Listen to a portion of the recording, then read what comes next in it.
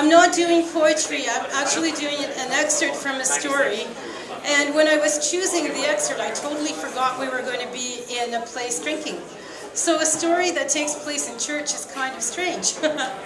Anyway, this is a story. This is an excerpt from my Larissa story cycle. Yeah. Okay. We're having a technical difficulty here. Okay. So this is an excerpt from a story cycle about a girl named Larissa who meets different challenges around her blindness as she grows up. So, are you ready yet, Ellie? It's not turning on? Our piano's not turning on, guys, so we're just... So, as I said, if I had been remembering that we were going to be in a place like this, I may have chosen a different thing to read. But this story, it takes place around Easter time. And as the little girl is walking with her dad, she asks about the color of her eyes. And he says to her that her problem with her eyes is a punishment for her sins. So Larissa tries to find a way out by asking in desperation to have this problem corrected. This is at the point where they come into the church with her father. Larissa knelt awkwardly, kneeling at the white communion cloth with her hand, fumbling to find the picture of Jesus, the crucifix, the Bible, which were placed on the altar. She kissed them in turn and crossed herself. Mama had taught her to do, and rose to her feet. Mama said that she only crossed herself with the right hand because the left hand is the hand of the devil.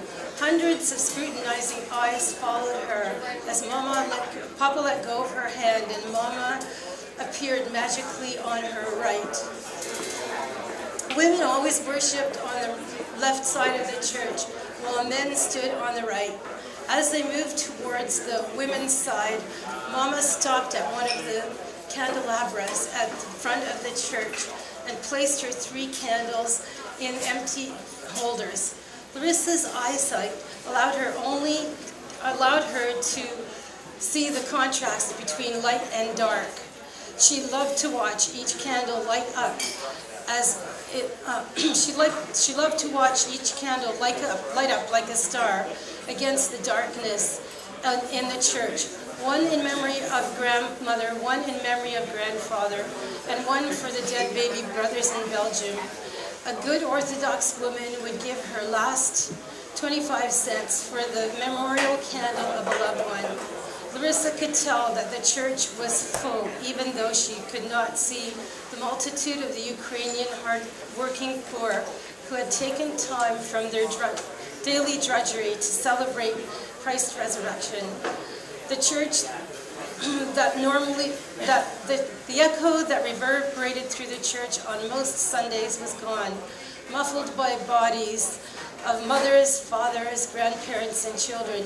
Yes, they were all there, staring, pitying, and whispering about poor Gregory's little blind daughter. Mama pushed through the crowd to where she had left baby Anna and with grandmother Petrenko, and Larissa and she settled in with the other women. They did not sit. Only old or sick people sat during the liturgy.